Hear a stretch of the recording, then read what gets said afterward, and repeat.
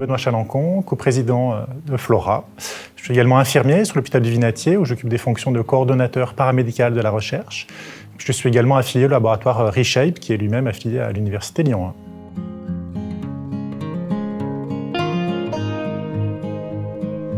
1. Flora en 3 mots.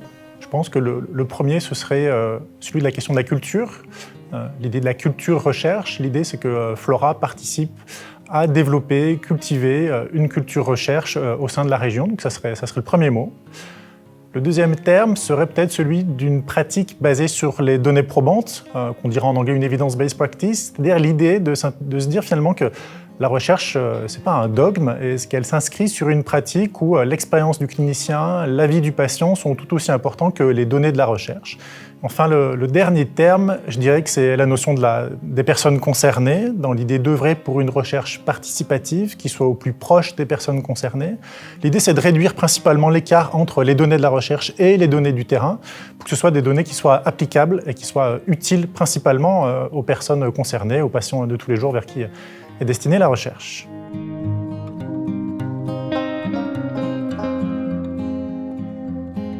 Flora, je dirais qu'elle est unique déjà en région parce que c'est probablement la seule initiative de ce type-là qui existe pour réussir à fédérer, à créer une culture, à pousser la culture, à faire émanciper la recherche dans la région. Donc à partir de là, je pense qu'on est les seuls. À nous maintenant de réussir à mettre en avant l'initiative locale qui existe sur le territoire.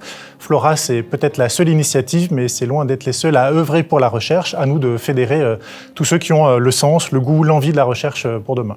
Au national, Flora, elle n'est pas unique et elle s'inscrit dans la coordination nationale des fédérations de recherche en psychiatrie et santé mentale. Et Flora a bien pour idée de se mettre en coordination avec les autres fédérations qui œuvrent sur des mêmes objectifs que le nôtre, dans l'idée aussi d'apprendre ce qu'eux ils mettent en place et ce que nous pouvons mettre en place, mais peut-être aussi de dégager une identité. Ce qui doit faire une des particularités de Flora en région, c'est aussi de s'appuyer sur une dynamique infirmière et paramédicale en région. Il existe de nombreux talents, à nous de les identifier, de les mettre en valeur pour faire en sorte que demain, la recherche en psychiatrie, elle s'appuie sur ses forces vives et toujours dans l'idée d'aller améliorer les soins au quotidien pour les patients.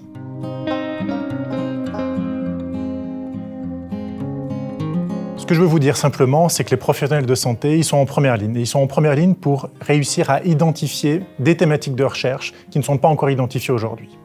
Donc réussir à collaborer avec eux, c'est pousser plus loin des thématiques de recherche qui sont aujourd'hui ignorées. Travailler avec les infirmiers qui sont en première ligne, c'est pousser plus loin les sujets de recherche aujourd'hui.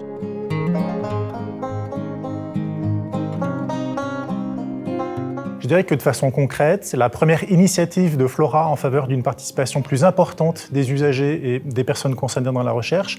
C'est dès cette première journée scientifique, de mettre en avant une recherche participative dynamique qui a un sens profond.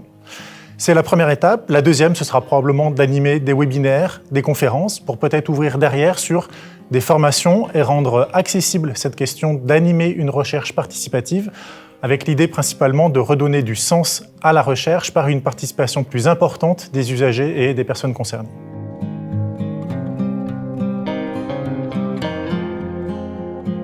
L'apport de la Fédération Flora, elle peut aussi influencer la question de la culture de la recherche. Une culture de la recherche qui aille au plus près des équipes de soins, qui intègre la question d'une recherche participative, ça devient maintenant une évidence.